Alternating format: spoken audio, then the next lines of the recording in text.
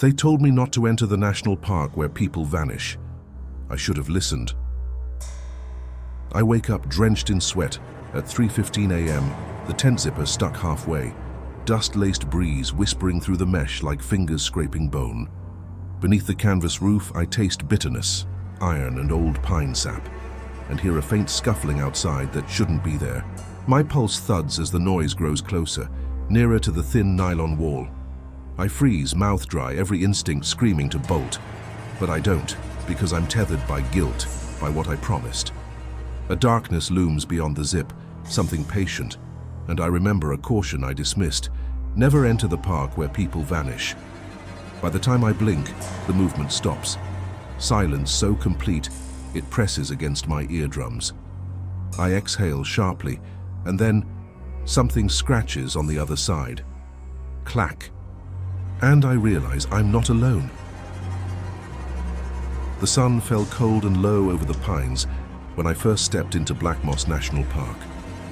It was late October, and the leaves hung on the maples like dying hands, skeletal branches reaching for my car as I parked by the cracked asphalt lot. I should have left the engine running.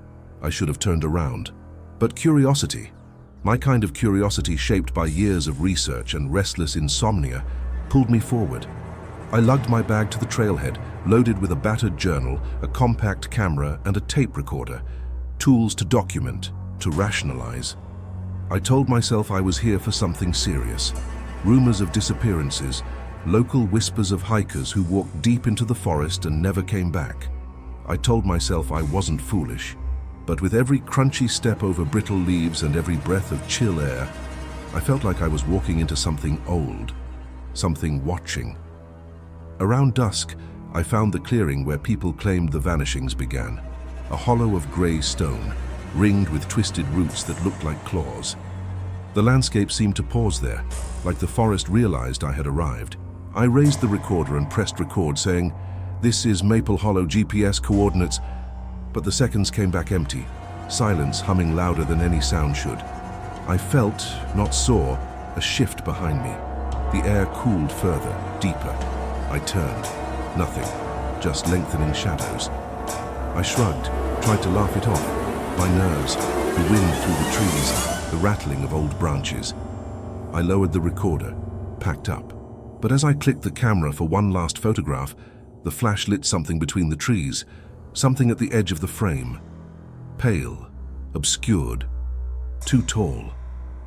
When I viewed the photo, it was gone.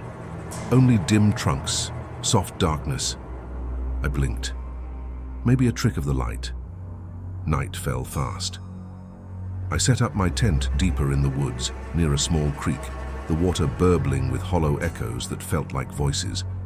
I tried to sleep, but the rustling didn't stop. At one point I fumbled for my flashlight and hesitated, rationalized that it was probably just a deer or wind. I whispered aloud, "I'm not afraid." I tried to believe it. Then came the footsteps, not outside, but under. I jolted awake like something shoved me from beneath the sleeping bag. The tent walls bulged faintly, tent rope creaking under pressure. I sat frozen, watching every inch of shadow. Then a whisper, soft, alive, ancient, but not a language I recognized. It said something. I couldn't understand. I wanted to bolt. My hands shook, but I didn't. Instead, I rested my palm on the zipper. The tent shivered. The voice grew. I heard it, against the fabric, like a breath. "Please come." My blood ran cold. I unzipped. Nothing. No eyes, no figure, no movement. Just black forest pressing in and the creek's empty laughter. I crawled back inside, knees against my chest, and stared at the ceiling until nausea passed. I whispered to myself, "It's nothing, just the forest." In the morning, the tent's flap caught, oddly thick like damp cloth. I unrolled the mat. Dark stains dotted the underside.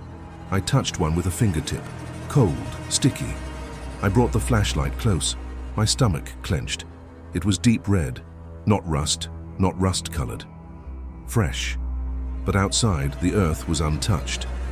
No sign that anything had slipped beneath the tent. I stuffed the sleeping bag into the corner, scrubbed my hands until they stung, tried to wash the stain away with creek water. I told myself it had to be something I spilled. Trail mix, coffee, I don't know. I told myself I was safe. That night, I slept with the zipper closed tight, with the pack pressed against the wall. In the dim glow of my flashlight, I scribbled into the journal. First night, restless, uneasy, maybe paranoid, nothing real. But when I reread it now, I remember how I tried to force the words. They tasted bitter. Still, I convinced myself it was the last of it. The first strange turn. Just enough to warn me if I tried to stay. But I didn't leave, I kept walking deeper. Because even then I felt I'm part of this now. I didn't know then how deep. By the time the sun dipped behind the ridgeline of pines the next day, I heard laughter echo across the clearing. A low, wet chuckle that didn't belong to any human throat. I froze. The tape recorder in my hand leapt like it had been dropped and caught by something delicate. The laughter stopped. The woods went cold and still. I swallowed hard. That night, I slept with the camera by my side and the recorder taped to the sleeping bag. I closed my eyes and prayed for silence, but even as I fell asleep, I heard movement outside. Soft, slow. Footsteps again. Whispered breath. Something scrapes the zipper. Knock. I woke with a jolt, heart hammering. I yanked the flashlight. The beam danced across darkness. No form, but at the edge of sight, movement, too fluid, too quick. I shone the light straight at where I thought I saw it. Nothing there. When I exhaled, the air felt bullish, thick with expectation. The woods exhaled too, and I realized I hadn't come here for photos, for stories, for evidence. I'd come here for something primal, to touch what lies between living and lost. I pressed record again, voice steady. If you're out there, show yourself. Silence. Later, I played back the tape. I expected static, a hiss, maybe wind. What I heard instead hovered just beneath the hiss. Breath, slow, deep, heavy, and behind it, a word, almost a growl, distorted, alien, yet utterly intimate. I sat in my car after packing up the gear next morning, fumbled keys, tried to start the engine. The radio crackled with impossible interference, a voice whispering in static. I slammed the door shut, locked the car, sat inside until dawn. I drove away. But when the rear-view mirror flickered, I saw something perched on the ridge of trees where I'd left the clearing. Something pale and tall. It didn't move, just watched. And even though I was 60 miles away, I felt it stare like a brand. And I knew I would go back. Because some places don't let go. After that drive, back in the city, lights glaring through tall windows, I told myself the forest was done with me. I threw the camera and recorder into a closet, taped them in a black garbage bag. Every time I passed that closet, I felt the bag shiver. I tried to ignore it, tried to sleep through real life, the clatter of subways, the hum of streetlights. But nights were waiting. Friends asked how the trip went. I said it was peaceful, too peaceful almost. I held up a few blurry photos, trees, moss-covered stones, nothing more. I avoided telling them about the red stains or the breath on tape. I said I must have spilled something. I said maybe it was just the wind. I said I was too tired, too stressed. I moved on. Convincing others meant convincing myself. I sifted through the photos. Some had odd shapes at the edges, shadows too perfect to be random. In one, a forked root looked like a hand reaching down, a hollow where no light landed. I told myself it was just photography artifact, a trick of focus. But I couldn't delete the file. The more I looked, the more they felt alive, waiting to be understood. Weeks passed. I sampled coffee at a diner near my apartment, steam rising in curls, and heard the same laugh again. Low, wet, full of hunger. I jumped. The mug trembled. People glanced at me. I shook my head, blamed the jangle of cups, the old radio over the speakers. My pulse settled. I told myself it was nothing. Late one night, I sliced fruit in the kitchen. The the knife glinting under harsh fluorescent light. The scent of citrus filled the air, and then I caught a whiff of damp earth, cold moss. I froze. I closed my eyes and tried to breathe. When I opened them, the kitchen was empty, sterile. I blinked. The scent vanished. I scrunched my face, tossed the fruit aside, turned on the tap. Water ran full and loud, chasing the smell away. The next morning I checked the closet. The bag bulged. I tugged at it. A dull thud inside. I ripped open the plastic. The camera lay still. The recorder hissed inert. Nothing alive inside. And yet I felt like I was being watched from a corner of the room, thin air but heavy, as if the darkness itself had taken a position. I told myself to sleep. I tried melatonin, night walks through parks, longer hours at the gym. But the forest trailed behind me. Shadows stretched longer in the corner of my eye. Birds would hush as I walked past. My phone glitched, screens flickering with static in the shape of faces half-formed. When I reached out to tap, the image vanished. I laid in bed one night, fingers clenched, staring at the ceiling. The recorder in the closet clicked on. Static hissed, and faint at first, then clearer. Breath, slow, patient, a dragging movement, the zipper of the tent from before, and then a voice, low but unmistakable. Leave. I shot up, heart pounding. I scrambled for my phone. It read 2:23 a.m. I fumbled buttons to turn on light. Nothing. The apartment stayed dark. I tried to speak. My lips cracked, my throat dry. The voice came again behind me, louder, insistent. Leave! I closed my eyes, fought to breathe. When I opened them, the recorder was gone. I looked around, the closet door slightly ajar, the black bag on the floor empty. I backed away.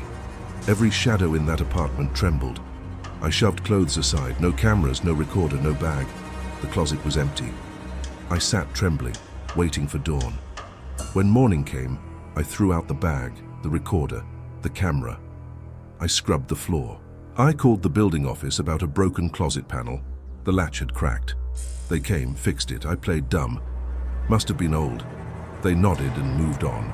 I tried to rebuild normal. I went back to work, to emails and meetings. I made jokes about being tense. I hung out with friends. I avoided quiet, avoided night, avoided anything that might remind me of forest shadows or hollow laughter. And for a while I thought I was safe, until the nightmares began. Dreams where I was back in the forest, but everything wrong. Trees contorting, roots upside down, reaching skyward, the creek running thick and black, reflections shifting in the water, not mine, someone else's. I'd wake screaming, my sheets soaked. I'd sit on the edge of the bed, shaking. I'd tell myself, it's just a dream. Try to breathe. Pretend it's over. One afternoon, a package arrived at my door, weathered, unmarked. FedEx label bent. I didn't order anything. Inside was a single photograph, a crumpled image from the clearing at Black Moss. I recognized the stone circle, the ring of roots. The picture looked taken at dusk, the colors dark. In the center of the frame, I made out a figure, pale, thin, bowed, unsteady. Its eyes glowed faintly. I dropped the photo. I staggered back. My heart stuttered. I told myself, someone playing a cruel joke, but I knew better. That photo wasn't in any of the ones I'd taken. I buried it under a stack of old bills, but the image stayed etched in my dreams, flickering under lids closed tight. Still, I pretended I was fine. I said I was fine. I turned the fear into busyness and noise. I busied myself with new projects, new city routines. I avoided silence. I avoided open doors. But the shadows followed. A cramped apartment in a crowded city was supposed to drown the woods out. Instead, it carried them inside. I tried to shrug, tried to deny, but rationalization can only stretch so far. There are places that don't respect sanity, places that watch you long after you've left. And I realized I had brought part of it home. I should have destroyed the photograph. I should have trashed every trace. Instead, I hid it, because I had to know. I had to understand what I saw. I had to face the truth buried in those fog-drenched trees. I dusted off my laptop, reopened old files, and dug back through the local news archives. I searched for missing person reports near Black Moss National Park. I combed through forums, obscure threads of hikers, ghost stories, disappearances that never made headlines. Names faded, dates thin. But some patterns emerged. 5 missing in the last 15 years. A family of 3 vanished while camping. A solo traveler, a park ranger who resigned abruptly. No bodies, no clues, just silence filling in the gaps. Each record lacked conclusions. No sightings, no leads.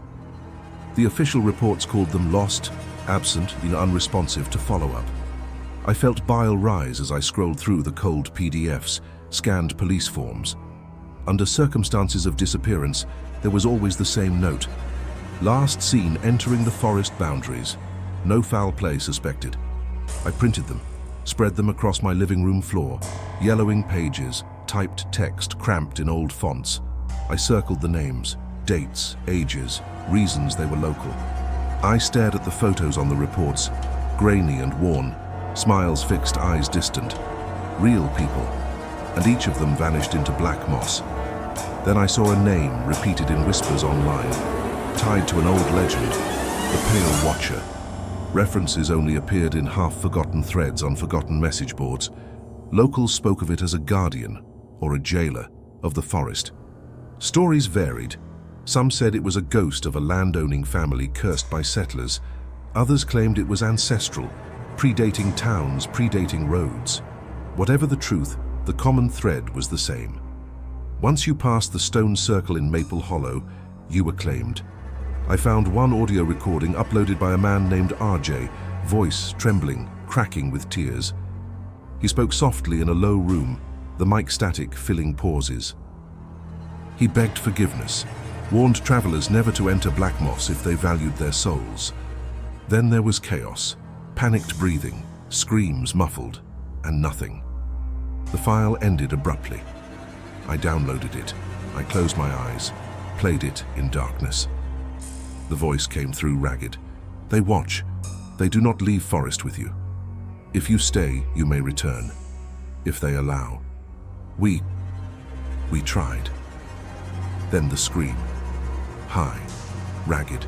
The last thing was the crack of wood, the soft patter of footsteps disappearing into void. I shivered, hit stop.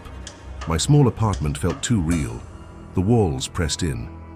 But I couldn't unhear. I couldn't undownload. Something about that tape felt alive. Not haunted by memory, but by hunger. I tried to trace the original poster. The username led nowhere. The email bounced. The hosting site had shut down. No archived versions. I clicked through caches, databases, old internet wreckage, dead ends. But in one seldom visited forum, I found a single post, dated 23 years ago, from someone named Elise. Her post described her brother's disappearance while hiking Black Moss. She wrote, "The forest listens, the stones remember, something ancient woke." She warned others to stay far. Comments dismissed her. Mental health, grief, sensationalism. The thread died. I copied and saved everything. The names, the dates, the warnings, not sensational but factual, documented absence. Then I looked at the photo again. A figure blurred, pale, hunched but somehow watching. I enlarged the image, adjusted contrast. The things at the edges sharpened. Spindly limbs, a crooked tilt to the head, too many limbs maybe, or limbs where there shouldn't be. I felt a cold prickle at the base of my skull. I tried to rationalize camera artifact, maybe trees, maybe rocks, maybe moss catching the flash. But the shape haunted me. Not because I recognized it, but because it felt wrong. Something used to living just outside the boundary of flesh and air. Something tuned to the decay of memory. I realized my fear wasn't grounded in logic anymore. It was in pattern, over decades, over headlines, over quiet towns that let grief slip into silence, a cycle repeating. People entering the forest, people vanishing, forest remains, forest watches. I gathered every document, police reports, forum posts, the lone tape, the photo. I organized them on my desk. I stared at the stack at 2 in the morning, coffee cold in the mug, light from a single lamp bleary. I touched the papers gently, like bones. I realized I was close, too close, and maybe I could stop. Maybe I still could, but I had to know what close looked like. I wrote an email, a raw, desperate thing, to one last contact I found, a retired ranger from Black Moss's early years before it closed to visitors. I asked what he remembered. I asked for any record. I begged for stories. I offered money. I offered anonymity. No reply. But the next morning I found a small envelope taped to my door frame, outside, in the hallway of my building. The hallway flickered from a faulty light, the walls peeling paint. I crouched, hands trembling, and took the envelope in. It was plain, unmarked. Inside, a single slip of paper, scrawled handwriting. One sentence. You were never here to help. You are the evidence. No signature, no return address. I dropped it. My ears rang. The hallway seemed impossibly long. When I looked again, I saw footprints, not just on the letter, but in the dust of the floor. Bare footprints, damp, leading away from the envelope and fading into the tile. I froze, waited. Nothing. I slammed the letter in my pocket, returned to the apartment. I turned the lock. I stared at the door through the peephole. It looked normal. Blank panel, no motion, no face, no eyes watching. But I sensed growing dread, like water filling a tub. I realized I had dug too deep. I had opened the cracks. That night I dreamt of Maple Hollow again. But the stone circle was overcrowded, with faces carved into rock, weeping, screaming. Roots curled around ankles, pulling people downward. I tried to run. My legs sunk into dirt, my screams swallowed by moss. When I woke, I sat upright, sheet tangled around me. Outside my window, the city glared cold. The streetlights hummed, car horns, distant sirens, the normal digital noise. But inside I felt hollow, empty. The forest had followed. I wanted to close the files, burn them, bury them. But I couldn't, because to destroy the memory would be to deny the missing, the lost, and because I was afraid that if I ignored it, it would only wait for me to forget, then reach out. I leaned forward, turned on the lamp. I looked at the papers again. The names stared back, blank, patient, eternal. I realized I was building a shrine of absence, and now the forest was coming for it. I pressed record on my phone, soft whir. "Tell me what you want," I whispered. Voice flat, cracked. Silence answered. Then a knock on the window. Light tapped glass like bone against wood. I froze. I thought it might be a bird or the wind or a branch, anything but what it really was. But deep down I knew that knock on the window, it was deliberate, timed, measured. And when I finally worked up the nerve to cross the room and peel back the curtain, there was nothing. Just the alley below my apartment, empty and still. The sodium streetlight flickered, casting long shadows across the trash bins and brick walls. No movement, no figure. Just the lingering sense that something had been standing there watching until I looked. I didn't sleep that night, and not just because of the knock, but because of what happened the next day. You see, I made a mistake. I told someone. My friend Aaron, one of the few people who knew about my fascination with strange disappearances and folklore. We'd been close since college, bonded over long nights of unsolved Reddit threads and old microfiche at the public library. If anyone would believe me, it'd be him. I sent him the files, the photo, the audio. I even confessed about the dreams and the stains and the voice whispering from the closet. I didn't embellish. I didn't try to convince him. I just said, "Please tell me I'm not losing my mind." He didn't reply for 2 days. When he finally did, it was just a voice memo, 32 seconds long. No greeting, no explanation, just Aaron whispering, "Why did you send this to me? You shouldn't have sent it. I heard something after I opened the file. I don't think I'm alone anymore. What the hell is wrong with you?" Then silence, and a distant creaking sound, like wood groaning under pressure.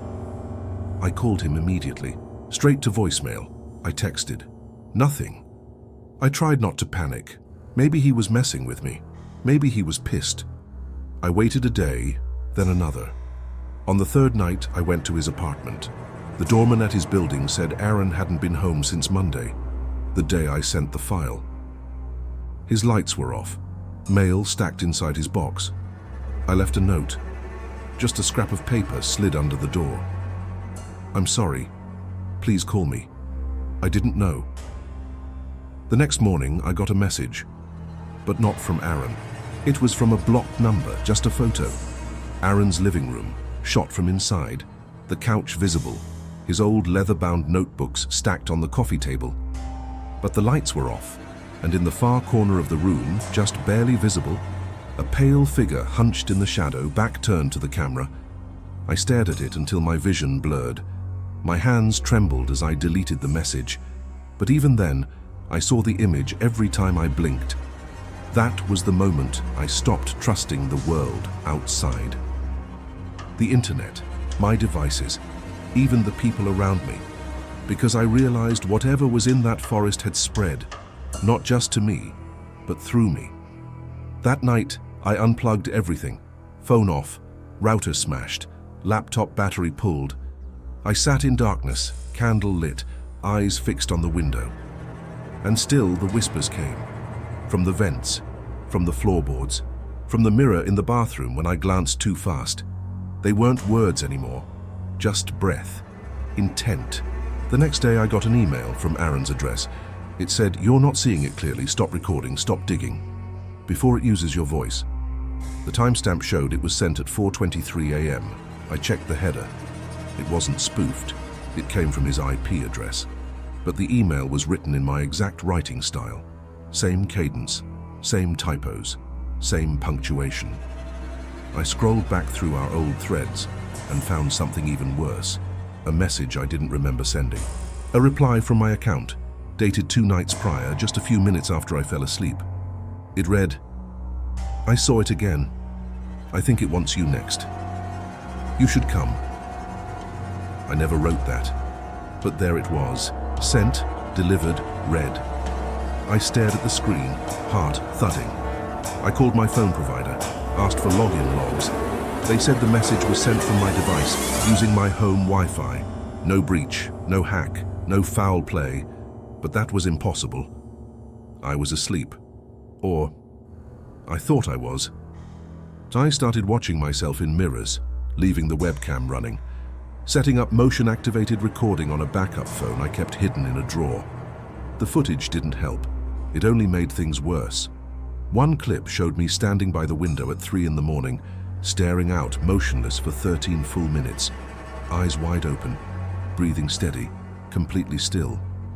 Then, without warning, I turned and stared directly at the camera, not at the screen, at the lens, and I smiled. I don't remember doing that. I don't remember getting out of bed. The smile on the recording wasn't mine. It was too wide, too calm. It held no fear, no curiosity, only knowledge. I deleted the clip. But I know it's not gone. It's never really gone. By then, I'd stopped leaving the apartment entirely. I locked the windows, boarded the vents, duct taped the keyholes, covered mirrors in bed sheets. I was unraveling. And then the knock came again. Not at the window this time, at the door. 3 sharp taps. I froze on the floor, flashlight off, breath shallow. Then a voice, just like mine, whispered through the wood, "You let me in once. Let me in again." I sat in silence for hours. When I finally looked through the peephole, the hallway was empty. But taped to the door was a photograph, Aaron's face, eyes closed, mouth sewn shut with black thread. The background was the stone circle at Maple Hollow. The timestamp? 2 hours into the future. It hadn't happened yet. But it would, unless I did something, unless I figured out what this thing wanted, unless I stopped running from it, unless I went back. Because whatever followed me out of the woods, it hadn't come alone, and it wasn't done with me yet. I booked the rental car in silence. No radio, no music, no hesitation. Just a cracked screen, a trembling hand, and the growing certainty that returning to Black Moss wasn't just inevitable, it was the only way forward. Not to escape it, but to face it. Or maybe to surrender. The city had turned hostile. My own apartment whispered my name when I passed closed doors. Reflections distorted even when I wasn't moving. A smell, faint but persistent, of wet pine needles and decaying bark had begun to drift out of the vents. I stopped telling people, I stopped answering texts. I didn't trust anyone anymore. Not because I thought they'd betray me, but because I couldn't be sure they were still them. Especially after what happened with Morgan. She'd been my ex for 2 years, but we stayed in contact.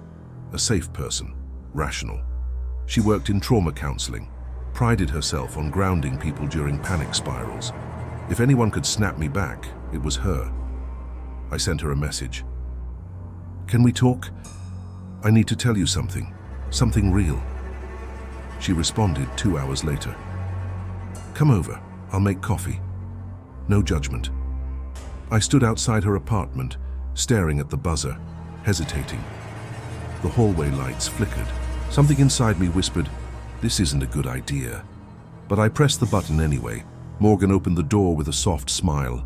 Her apartment smelled like cinnamon and clean laundry. Everything exactly as I remembered. She wore the same faded sweatshirt from college, same lopsided bun. Her voice calm, except her eyes didn't match her face. They were too wide, too black, too still.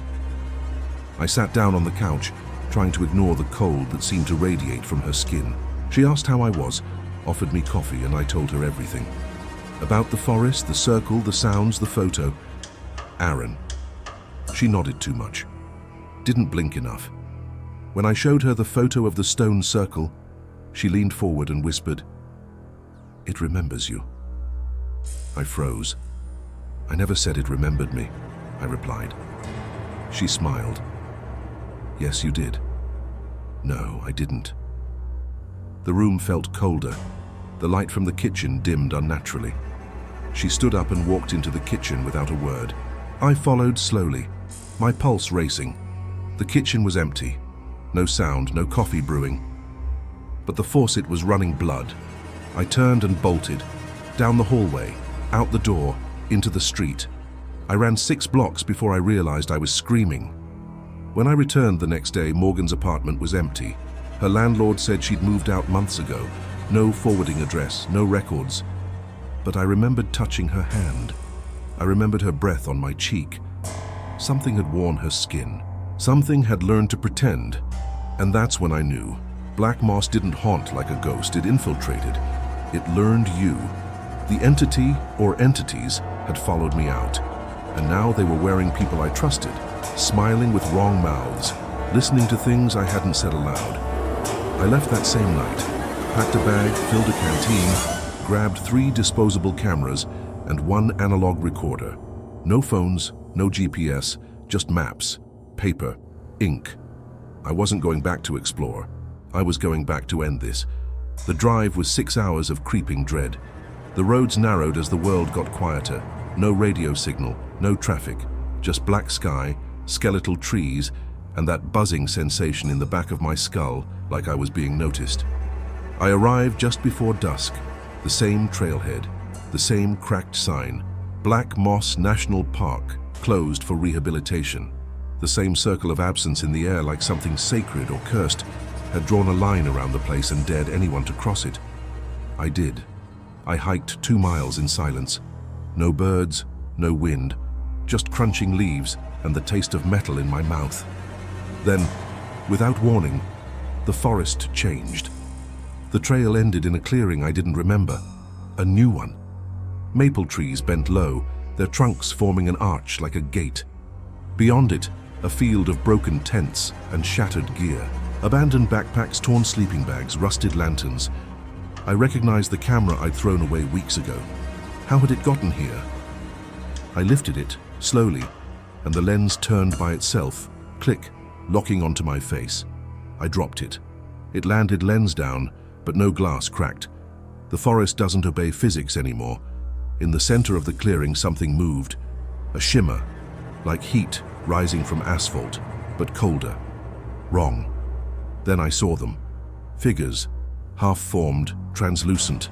Men, women, children, all standing perfectly still in a circle around the stone ring. eyes closed, mouths sewn shut with thorns, their bodies twitching slightly, like they were vibrating at a frequency I couldn't hear. One of them looked like Aaron. I whispered his name. His head turned, eyes opened. They were all black. I stumbled back, tripping on a tangled root. When I looked up, the clearing was empty. No tents, no figures, no stones, just the forest. Except now, the trees had moved. The trail was gone. There was no path back. I was inside something, not a forest, a being, and it was awake. That night I found a tree hollow and huddled inside. I didn't sleep. The air smelled like rotting teeth. The wind moaned in a language I didn't know, and something dragged itself past the hollow every half hour. Not walking, sliding, breathing, whispering my name in a voice that tried too hard to sound like me. I closed my eyes and waited for the sun, but dawn never came. Only red light filtered through the canopy.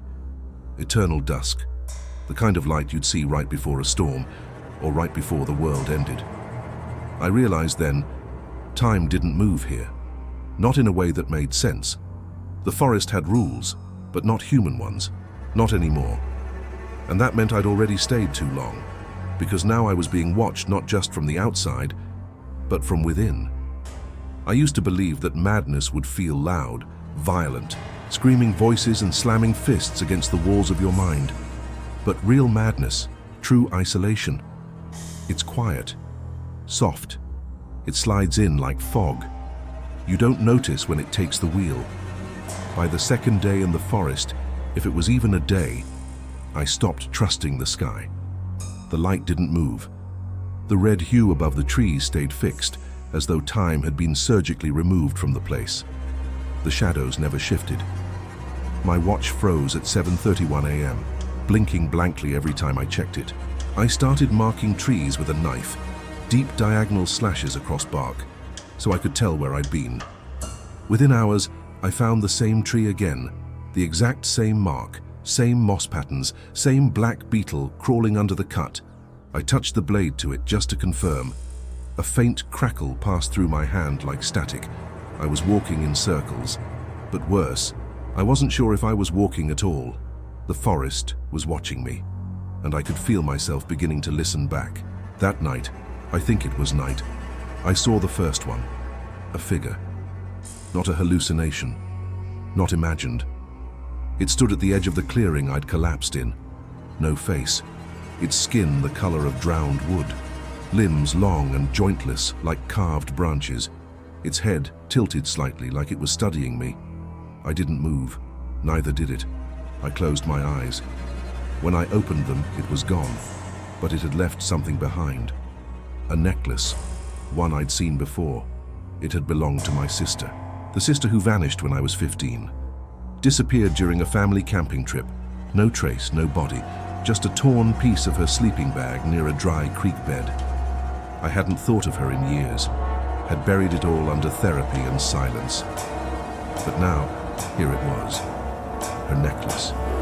The tiny jade pendant she never took off. Cold in my palm. Real. The forest wasn't just playing with me. It was reaching into my life, into my memory, and it wasn't done. That same night, if night means anything here, I heard my mother's voice. Not like a recording, not distorted, perfect, calm, gentle, calling my name, just like she used to when I'd fall asleep in the car as a kid. Time to wake up, sweetheart. I turned in the direction of the sound. A woman stood by a birch tree back to me, long hair, soft sweater. She didn't move. My heart pounded in my throat. "Mom?" She turned. It was her face, but wrong. Too smooth. Hollow eyes. Her mouth moved, but the voice came from behind me. "Come home, you've been gone so long." I stepped back. She stepped forward. I bolted. Branches tore at my arms, roots rose from the earth like fingers. The ground breathed beneath me. No other word fits. It breathed. Each step sunk deeper, each movement slower, and then I saw it again. The stone circle. Except it wasn't a circle anymore. It had grown, stretched, warped. Stones now towered overhead, carved with symbols that pulsed like open wounds. runes I couldn't read but understood, somehow. They said, "You are not a guest, you are a vessel." I screamed. No one heard, because there was no one left. I built a small fire using dry branches. It gave no heat. Flames flickered black and blue. Shadows danced the wrong direction. And then, the laughter came. First from one side, then another. Multiple voices, all familiar. Friends, family, people I'd lost. People still alive. They laughed like they knew something I didn't. And maybe they did. Maybe they already belonged to this place. That night, I think it was night, I tried to leave a voice message for myself, just to prove I still existed. I turned on the recorder and whispered, "This is me. I am still me. My name is..." But my voice cut out. And when I played it back, a different voice finished the sentence. A voice just like mine, but with no breath. It said, "No longer yours." I dropped the recorder, stomped it, smashed it against the stones. It still played, even without batteries. The forest didn't just steal time, it was stealing identity. I began to forget things, names, places. My sister's voice, my own handwriting looked unfamiliar. I wrote the same sentence in my journal over and over. I am here. I am real. I am not part of it. Each time, the handwriting changed. By the 10th time, it looked like someone else had written it entirely. And then came the whispers from inside the trees. Not around them, inside.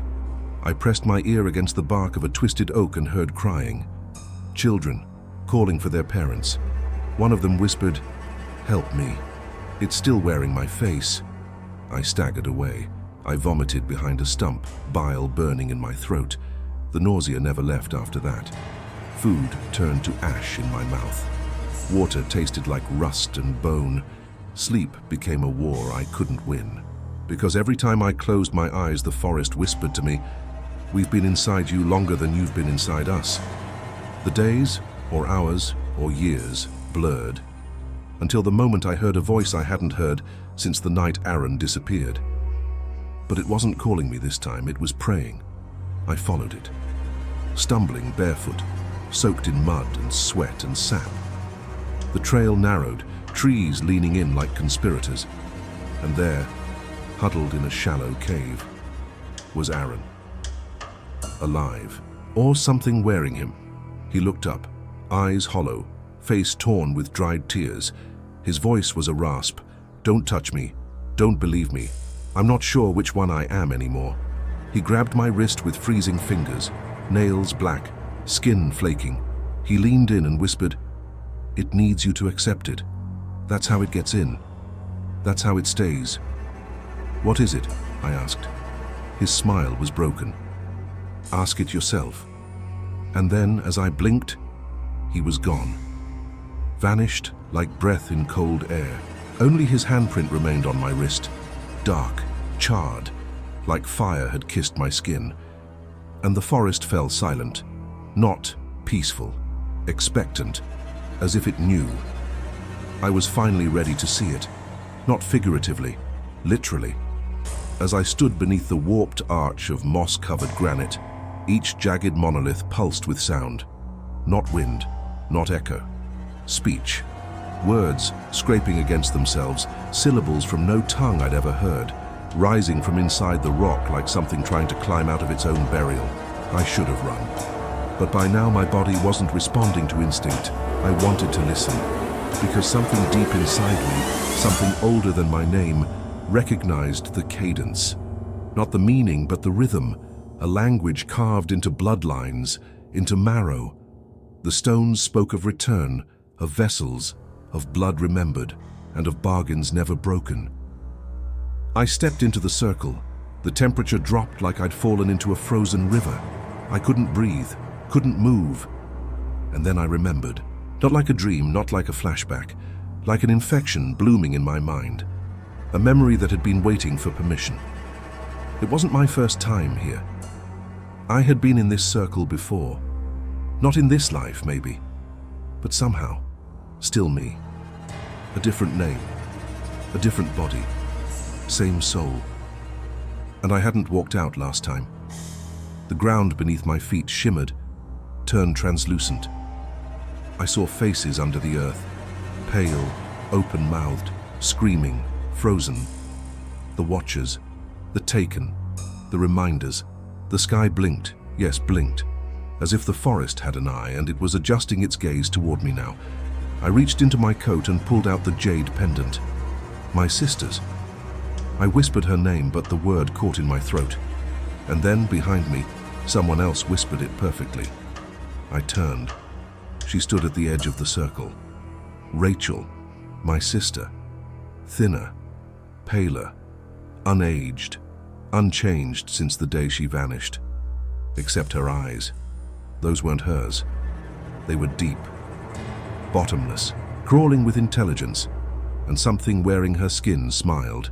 I knew you'd come back. I wanted to move, to cry, to scream. Nothing came. She stepped closer, feet never touching the ground. The forest bent toward her, like it knew she was its mouth. You were supposed to come with me. That night, do you remember? You stayed behind and I walked into the dark alone. I remembered. I remembered pretending to be asleep. I remembered hearing her unzip the tent.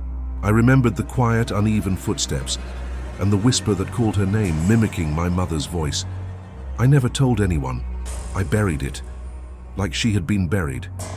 She circled me now. Her body flickered in patches, hair to bone to shadow and back again. You didn't save me, she said. I was just a kid, I tried to say. No, you were the offering. I recoiled. What? The bargain, the pact. My mind reeled. I stumbled out of the circle, but the air outside it burned thick and sulfuric, like crossing an invisible membrane. You don't remember because they made you forget, she said. But part of you always knew. It's in your dreams, in your guilt. You were spared because they knew you'd come back. I collapsed to my knees. The circle pulsed with red light. The trees bent inward. Every scar on my body began to ache. The marks, the whispers, the dreams, the faces in the mirror. None of it was madness. It was memory, returning. You're not being haunted, she said. You're being summoned. My blood turned to ice. I forced myself to stand. Why me? I whispered. Her face softened, and for a moment, just a moment, it was her again. Because you still have a name, she said. They took ours. She turned toward the stone and placed her hand on it. The symbols lit up beneath her palm, glowing gold, then black. You can break it, she whispered. But only if you remember the truth. I stepped forward, touched the stone beside her, and the truth hit me like lightning. Flashes of my family kneeling in this circle decades ago. Rituals whispered by ancestors who feared what lived in the woods more than they feared God. A bloodline pact. Every generation, one given, one spared. The spared one marked to return, and it was always a child. I saw my great-grandfather handing his brother to the forest. I saw my mother watching Rachel disappear and doing nothing. I saw myself left behind on purpose, the chosen return. My scream shattered the silence. The forest groaned, the stone cracked.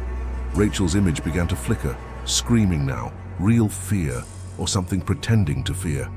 Stop, she cried. If you break it, they'll come through. Then let them come, I said, pressing my bloodied palm to the runes. The earth quaked, the trees screamed. The circle imploded with a sound like 100 mouths sucking in breath all at once, and the shadows surged. Hands reached from the stone, grasping for me, but couldn't cross the new cracks spreading outward. Something howled from beneath the roots, enraged, starving, and still bound. I collapsed. Smoke curled around me. Then silence. I opened my eyes. Rachel was gone. The circle, destroyed. The air tasted like copper. And somewhere beneath my skin, something hissed, but receded. For now, I was still alive. But I knew what I'd done. I hadn't broken the curse, I'd just awakened it, shattered the lock, unsealed the memory. And they knew my name now. They all did. The Watchers, The taken. The forest. I didn't leave the forest. Not immediately. I couldn't. The air around the broken circle was thick with consequence. I don't know what else to call it. It wasn't fog or smoke, but a kind of static, an emotional pressure, like guilt made physical. Like something had shifted the entire weight of the forest onto my chest and told me to feel everything now. The ground still trembled underfoot in faint pulses, like a great beast sleeping beneath the moss, not dead, just dazed. I staggered away from the stones. Each step felt like it was being watched by 1,000 eyes, none of them visible. I no longer trusted the trees. Their branches curved toward me, subtle but unnatural, like they were eavesdropping, not to harm, but to record. They remembered everything now, and so did I. The forest wasn't just a place, it was a contract, and I had broken it. Or maybe worse, I had interrupted it. And now it wanted balance. That's when I heard the child crying, high, weak, real. The sound cut through the tension like a razor. I followed it instinctively, pushing through undergrowth, slipping in mud, heart pounding. After so many lies, illusions, and cruel mimicry, I should have ignored it. But something in the cry, it was raw, desperate. It led me to a clearing I hadn't seen before. In the center stood a girl, 8 or 9 years old, knees scraped, hair tangled, crying into her hands. She looked up as I approached, terror in her eyes. "Don't come closer," she said. "I'm not going to hurt you," I said gently, kneeling. "What's your name?" She hesitated, and then whispered, "Avery." I froze. Avery was the name of one of the missing children, from the files I'd found in the police archives. Vanished in 2004 during a family hike. No trace ever found. Her picture had haunted me. Now her face stood right in front of me. "Where are your parents?" Her lips trembled. "Gone. They made me stay. They said it was the only way." My throat tightened. I knew what she meant. Another offering, another bargain. And somehow, she'd survived this long. But there was something else in her expression, something behind the fear, like she knew more than she should. "Why now?" I asked. She looked down. "They told me someone was coming, someone who could take my place." I stared at her. "No." She nodded. "Yes." I took a shaky step back. The rules echoed in my head. Blood in, blood out. If the circle was broken, it had to be repaired. Balance demanded a life, an exchange. "They lied to you," I whispered. "They always lie." She looked up sharply. "Not to me, just to you." And then she reached into her pocket and pulled out my sister's necklace, the same pendant, still warm. My heart dropped. "They all wear this," she said, "the ones who stay." "No." I stumbled further back. "That's not how this ends." But the forest around me agreed with her. The trees moaned. The wind howled through in a sudden surge, throwing leaves and dust in spirals around us. A voice not spoken but felt pressed into my skull. "Choose, Avery or me. Silence or continuation. Offer her and walk free. Stay and she leaves." That was the deal. I choked on the wrongness of it. "This isn't real," I said aloud, hoping the forest would flinch. It didn't. Avery stared at me, face stone, voice steady. "I've been here for 21 years, she said. "I don't want to stay anymore." And I realized the forest wasn't asking. She was. She wanted me to stay in her place, and if I didn't, if I refused, we both stayed, forever. The ground under my feet split slightly, a thin vein of fire glowing beneath the moss. Choose. It wasn't a threat. It was a ritual. 2 souls in the circle. Only one walks away. Avery extended the necklace toward me. "Please," she said. "You broke the circle. You brought the choice. Don't take it back." Tears blurred my eyes. I had seen too much, done too little. I had run from guilt my entire life, from my sister, from myself. Now here it was, the impossible choice. Sacrifice a child, or become what the forest needed to continue its cycle. I took a breath. The forest leaned in, waiting. And I did the only thing I could do. I knelt in front of her and whispered, "You're going home." Her eyes widened. She opened her mouth to speak, and I grabbed her hand, pressed the pendant into her palm, and shoved her backward, out of the circle. The stones roared, the trees cracked. Something screamed behind my eyes. Light poured through the canopy, blinding, hot, angry. But I stayed. I stayed in the circle. I chose. And the moment I did, the forest fell silent, utterly, completely still. Avery was gone, vanished like breath in the cold, taken, returned to her time, her world, her life. And I collapsed inside the circle, felt roots tighten around my wrists and ankles, pulling gently, not to kill, but to keep. The trees above whispered one final word, balance, and I understood. I was the offering now, not cursed, not doomed, integrated. And the worst part, I didn't fight it, because something inside me knew this is what I was always meant to be.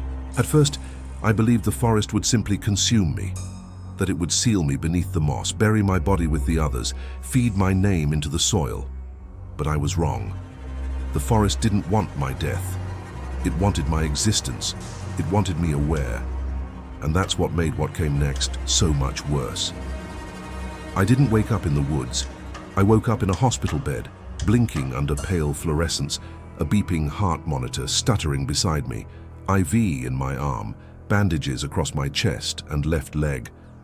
The sterile scent of antiseptic fought weakly against something else, pine, damp leaves, faint decay. A nurse leaned over me. "Hey there," she said. "You're lucky to be alive. They found you near a ravine, concussion, exposure. You were out there for a while." I stared at her silent, my mouth too dry to speak. Her badge read M. Kestler. Her smile was gentle. But her eyes, no. That was just paranoia, residual fear, right? They ran tests, monitored my vitals, asked questions I barely answered. But no one mentioned the park. No one mentioned Black Moss. Not until the detective came, middle-aged, clean suit.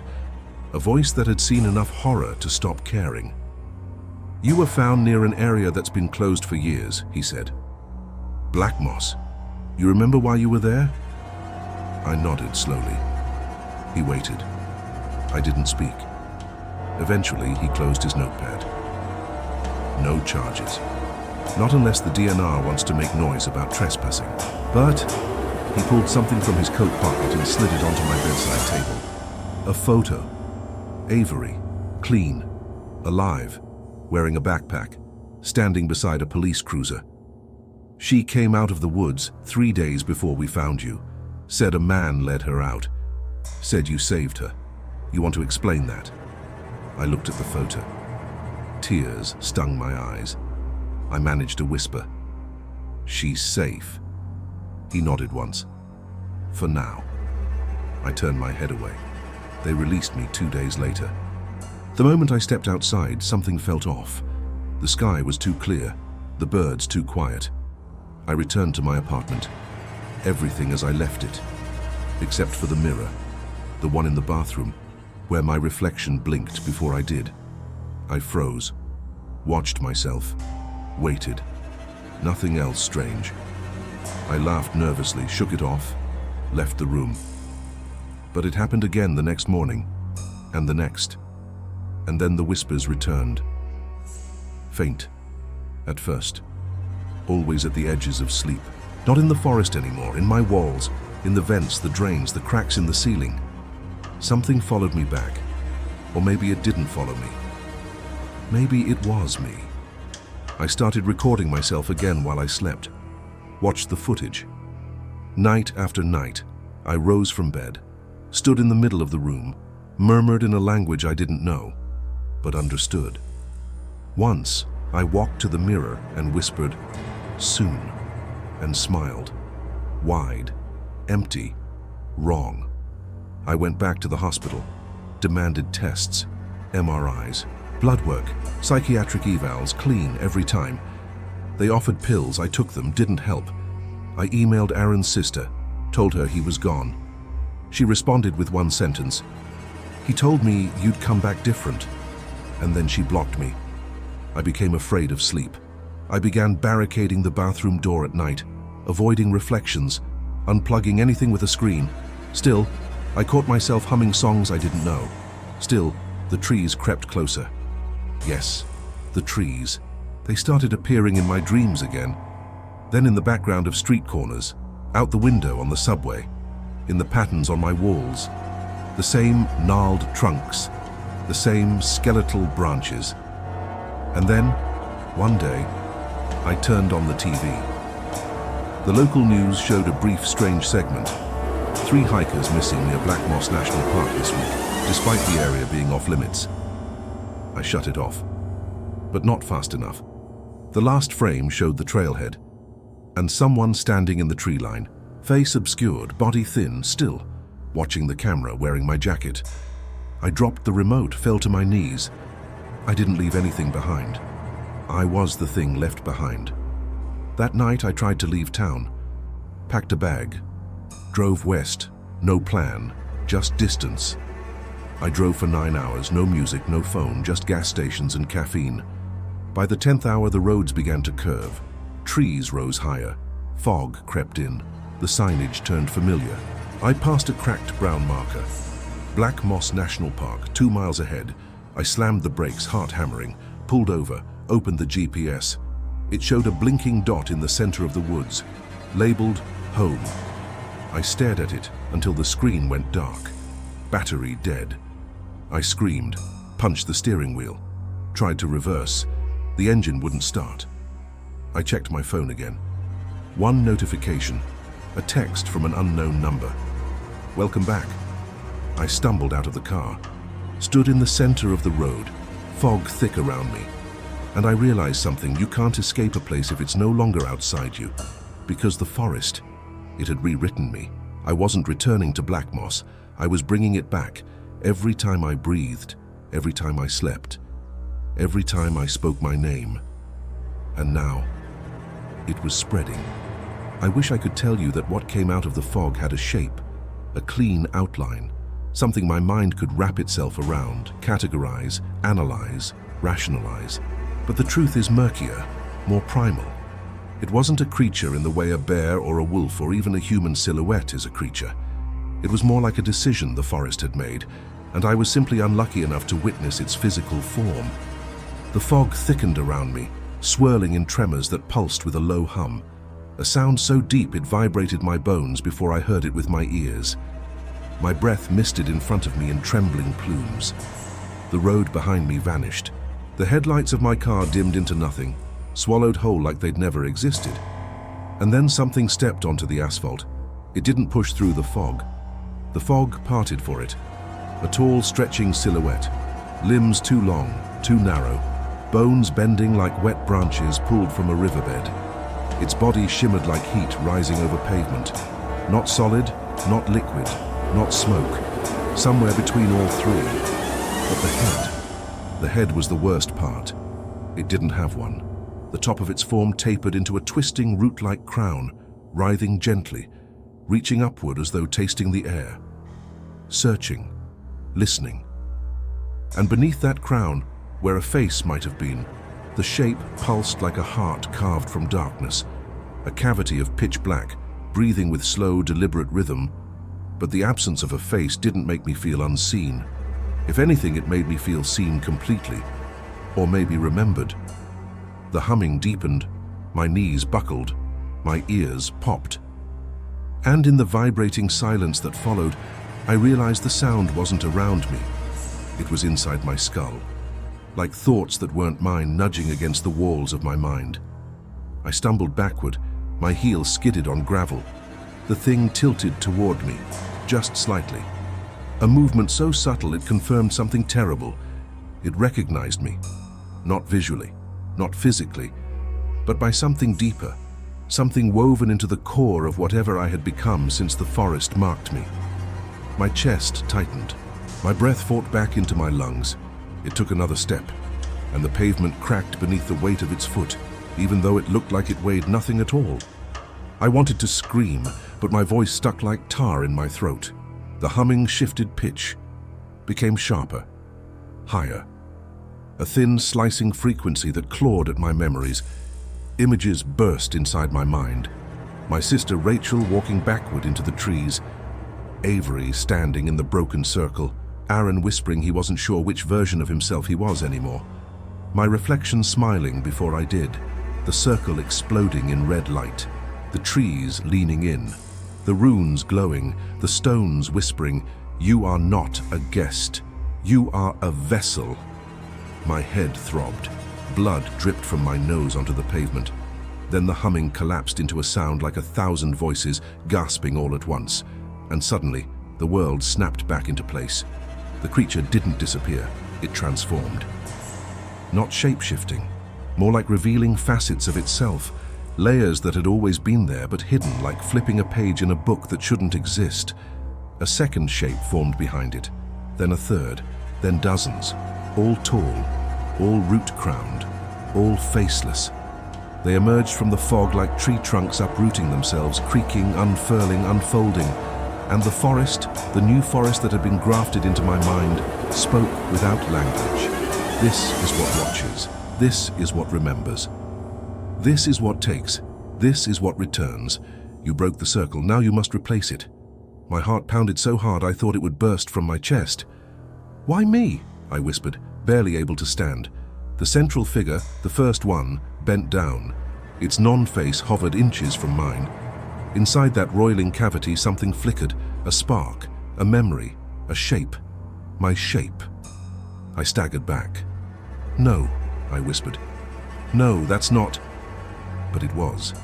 A perfect silhouette of me flickered inside its chest cavity, repeating my faint whisper exactly. Like a recording, like a practiced impersonation, like the forest had been rehearsing how to become me. The thing straightened. It extended its arm. The limb stretched impossibly long, bones popping and twisting inside its silhouette. The fingers were long roots ending in needle-like tips. It touched my sternum. Cold shot through me, so deep it felt like my blood froze mid-pulse. And then I saw it. Not with my eyes, with something deeper. The truth. The forest wasn't full of monsters. The forest was the monster. Its body was the land. Its veins were the roots.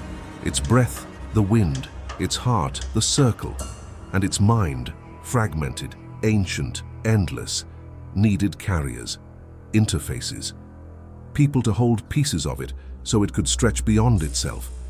My family hadn't been cursed. We'd been chosen. Generation after generation, a vessel selected, shaped, guided back to the forest like a migrating instinct burned into DNA. A tether that only memory could activate. I wasn't the first, I wouldn't be the last, but I was the one who broke the circle, the one who ruptured the boundary.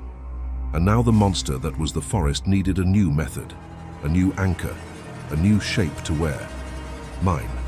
Its finger pressed deeper into my chest, not piercing skin, passing through it. A cold so absolute flooded through me that I screamed, silent, paralyzed. My vision split into 3, then 5, then endless mirrors. In each reflection, I saw a version of myself standing in the forest, in a clearing, in a cave, at the stone circle, in the fog, all at once, all connected, all trembling. The forest was threading itself into me, rewriting me, a new circle, a living one. The monster pulled its hand back. The cold lingered, coiling through my veins, and then slowly, impossibly, it dipped its head. A bow, recognition, acceptance. You are ready. The fog swirled, the shapes behind it dissolved into the tree line. The central figure stepped back, and I realized something horrific. It wasn't leaving, it was following. Because now we were connected, and the forest had chosen its next form. Me. There was no escape, not anymore. I didn't realize I had collapsed until I felt the asphalt scraping my cheek. The road was ice cold beneath me, colder than any natural surface should be. Almost glass-like, almost waiting. The fog around me thinned, not because it dissipated, but because it pulled back, like curtains drawn to reveal a stage prepared only for me. My heartbeat thudded in my ears, too slow, too heavy, as if something inside my chest was trying to reset its rhythm. The creature, the root-crowned, faceless silhouette, stood over me in absolute stillness. No breath, no sway. No intention I could decipher, but I felt its presence moving inside me already, like cold fingers pressing lightly against the inside of my ribs, testing, exploring, learning the blueprint, my blueprint. "Get out," I whispered, barely able to speak. "Get out of me." The thing tilted its head, not confused, just curious. The shadows that made up its form rippled as though stirred by wind, except there was no wind. Not anymore.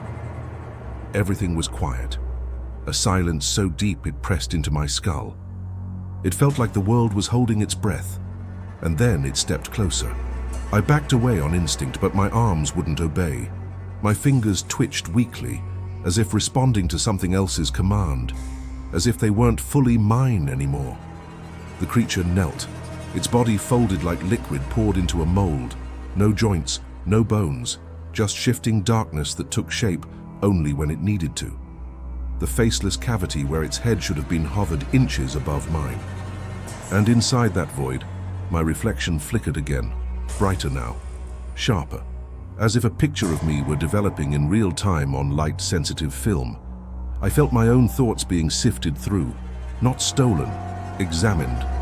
One by one, memories surfaced involuntarily, my sister laughing as she braided dandelions. The moment I realized she was missing, the flash of her necklace under the forest's red light, my reflection turning toward me while I slept, the whispers in the closet, Aaron's voice memo, the impossible photograph, Avery asking me not to take her place, me stepping into the circle anyway. The creature didn't show these memories to me. I showed them to it. Not willingly, but because they were already drifting loose, dislodged, like dust shaken from rafters in an old house. My identity was unraveling thread by thread. I tried to pull back, tried to cling to something familiar, but everything inside me felt slippery, thin, colorless. Like pages fading from a book while I watched helplessly, the creature straightened. Then it extended its hand again. I braced for pain, for cold, for the invasive pressure I'd felt before. Instead, its fingers hovered over my chest, never touching, but I felt the weight of them like stones. And then they pressed down, not physically, but ritually, and the world folded. My vision snapped into something impossible. I saw the forest from above, as if I had risen dozens of feet into the air. Trees twisting like a massive, pulsing organism. Roots spread like veins across a planet-sized body. The stones glowing faintly, reassembling themselves without human hands. I felt their hunger, not malicious, not evil, just ancient, and so patient. Then my view shifted again, closer, burrowing deep beneath the soil, into caverns I never knew existed, into a heart-like chamber pulsing with dim, gelatinous light. Something massive slept there, breathing once every few minutes. A sound like thunder trapped inside wet stone. I felt its attention, not fully directed at me, but brushing me, noticing me, marking me, as if I were being catalogued, like a new limb, a new nerve, a new extension of its consciousness. I gasped and snapped back into my body so violently that my teeth clacked together. Blood dripped from my nose and ears. My chest burned like I'd been branded from the inside. The creature didn't move. It wasn't done. It pressed its hand down a second time, and this time the world didn't expand. It collapsed inward. Everything tightened. The sky narrowed. The road shrank into a tunnel. The fog constricted like muscle. And then I realized what was happening. It wasn't trying to kill me. It was trying to fit itself inside me. My scream tore out of my throat. My spine curved. Every nerve in my body lit up like electric fire. My vision stuttered between two worlds, the human world of asphalt and headlights, and the forest world of red light and ancient roots. I felt myself splitting. One body, two consciousnesses, fighting over the same skull. I didn't know where I ended and it began. I didn't know if I was breathing or if it was breathing for me. I didn't know if I was seeing the road or if it was seeing through me. For a moment, the world went black. Not unconsciousness, just absence. A total, complete void. And then, a voice, not from the creature, from inside me. A voice that sounded like mine, but older, deeper, hollow. Stop fighting. You were never meant to survive this. My heartbeat slowed. Thud. Thud. Thud. The creature leaned closer, its presence pressed into my skull like a second heartbeat, like something huge trying to compress itself into something small. Accept, the voice whispered. Become. Return. The road beneath me cracked again, radiating in a spiderweb beneath my body, like I was the epicenter of an earthquake or an emergence. My fingertips numbed, then my wrists, my shoulders, my rib cage felt loose, as if my bones were no longer sure if they should stay in the shape of a human. The creature lifted its hand, and for one single instant I felt my body from outside myself. I saw myself lying on the road, a human shape, breathing, barely, but the perspective wasn't mine, it was its. And that's when I understood the truth so clearly it made me sob. It didn't want to kill me. It wanted to wear me, to live inside me, to walk as me, to learn the world through me. And I was already half gone. A final shudder ripped through my body. The creature leaned in until its faceless void filled my entire field of vision.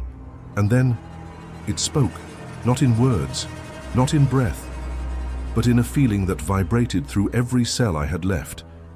Now you understand what you were always meant to be. And the transformation began. When the transformation began, I thought it would be violent. I thought I'd hear bones snapping, flesh tearing, organs twisting into shapes they were never meant to hold. But it wasn't like that at all. It was quiet, too quiet, like a room right after someone dies, when sound hasn't figured out how to return yet. The creature pressed its faceless void to mine, not touching, just hovering. And in that space between us, something passed. A woven thread pulled tight, a transfer, a merging, a slow, cold invasion that sank beneath my skin the way ink sinks into wet paper. I didn't feel pain, I felt reorganization. My memories folded like fabric. The forest sorted through them, choosing which to keep, which to discard, which to bury deep.